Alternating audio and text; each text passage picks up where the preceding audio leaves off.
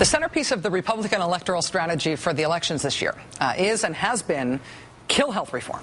Slow it down, water it down, kill it at all costs, even if you have to pretend to negotiate, and even if the Democrats relent and add a bunch of your ideas to the health bill, it doesn't matter. Reform must die. That's the plan. And for a while, it looked like that plan was working. Now it seems like it's not. It seems like health reform is going to pass in one form or another, and very soon. And thus the Republican Party's attempts to kill health reform are growing increasingly desperate. The challenge for the opponents of health reform now is that people, as a general rule, don't do their best work when they're desperate. Take, for example, the RNC fundraising PowerPoint presentation that was leaked to Politico.com today. The presentation details, among other things, what the Republican Party thinks might be motivating their donors now. They suggest things like fear, extreme negative feelings toward the existing administration, also peer pressure and ego. Nice. I wonder what they say about people they're not trying to attract. But the big Republican sales pitch is that the GOP will save the country from trending towards socialism! Exclamation point. They will save the country from also the evil empire. Not making this up, that's what it says. The evil empire. These are their terms. The evil empire, as you can see, is made up of President Obama, made up to look like the Joker from Batman. Also, House Speaker Nancy Pelosi, made up to look like Cruella de Vil, because you heard that thing about her and puppies, right? Weirdest of all, perhaps the clearest sign yet that we're dealing with a little hyperactive hysteria here. The final component of the evil empire, according to the Republican National Committee, is Harry Reid as Scooby-Doo. Plus, there's also a bonus picture of Nancy Pelosi and Harry Reid as the couple from the American Gothic painting. So this is the Republican Party strategy for raising money and winning elections this year. Fear, socialism, Depression-era American painting, Scooby-Doo. Oh my God. Meanwhile, House Republicans' last-ditch strategy for trying to stop health reform is less bizarre than the National Party as a whole, but it makes just as much sense. The National Republican Congressional Committee is calling their effort to kill health reform now Project Code Red, alerting America to the Democrats' health care takeover. But here's the we're so freaked out we misfired part of this. The targets of the Code Red alert are Democrats. The National Republican Congressional Committee is making thousands of Red Alert robocalls to House Democrats' home districts, mostly House Democrats who have already voted in favor of health reform, and these calls are supposed to pressure them to vote against reform when it comes up again for a final vote. Now, here's an excerpt of the call that's going out, for example, in Congressman Tom Perriello's district in Virginia. Hello, I'm calling from the National Republican Congressional Committee with a code red alert about an impending health care vote in Congress. Even though a majority of Virginia voters want them to scrap it, Speaker Nancy Pelosi and President Obama are planning to ram their dangerous, out-of-control health care spending bill through Congress anyway. What's worse, Congressman Tom Perriello voted for this bill the last time it was up and might vote for it again. Please call Tom Perriello now before it's too late and tell him to vote no on Nancy Pelosi's dangerous health care scheme. Anyway. So the message from Republicans to, again, a Democratic congressman, Tom Perriello in this case, is essentially, you know, look, man, we'll totally go after you if you vote yes on health reform again. But if you change your vote and vote no, we will leave you alone. Right? We'll never, ever call you a flip-flopper. We'll never talk about the time you did vote for health reform, ever. We swear. Pinky swear. The premise of this strategy, in other words, is that Democrats are stupid enough to think that after voting for health reform once, Republicans will back off and leave them alone and not try to beat them in November and not run attack ads against them if only they switch their vote and vote no and help out Republicans this second time. Also, they have some watches they'd like to sell you. They're here inside my coat. I swear they're real Rolexes.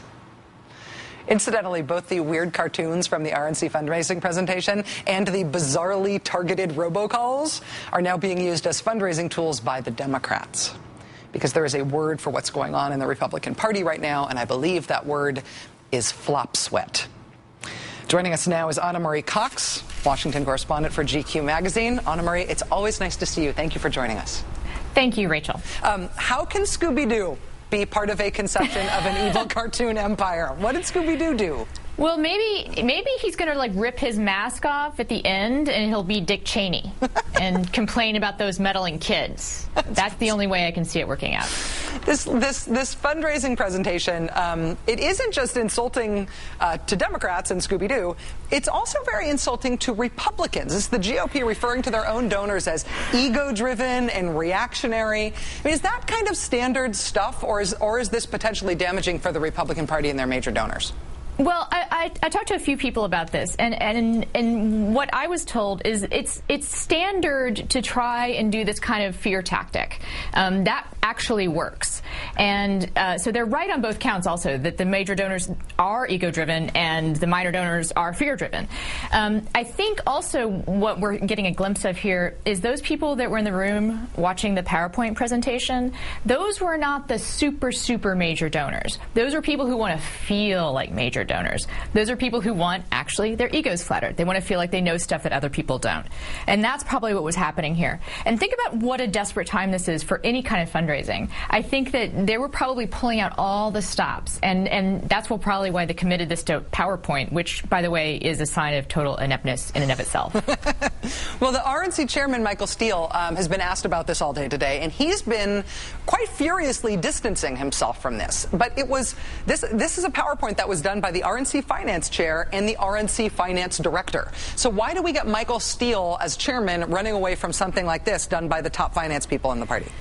Well, again, talking to people I know who served on national committees for both parties, it's possible that he didn't know about this particular presentation. That is believable. What's not believable is that he doesn't know that this kind of thing happens. And also what's not believable is that he doesn't agree that these things are true. Not that Obama is a joker and Nancy Pelosi is Cruella de Vil, but that again, the major donors are driven by ego, and the minor donors are driven by fear. This is something actually that probably applies to both parties, but it's just unusual to see it spelled out. Do the RNC finance chairman and the RNC finance director get fired because of this? Is this something that is embarrassing enough to them that somebody has to get fired, or do they just pretend they sort of disavow the message but let the people who did it continue in their jobs? We'll see. I think that this is the kind of thing, this is sort of inside baseball enough that it could probably be ridden out. If, however, it becomes something that, not just you, but also Jon Stewart and Jay Leno, and if it becomes kind of a meme, which I think it has a chance of doing, then it could really damage them. But for right now, I think this is as damaging to the Republicans as the threat of reconciliation is to Democrats, which is to say, people are not paying that close attention right now. However, I think for the people that are paying attention, obviously, this doesn't look good.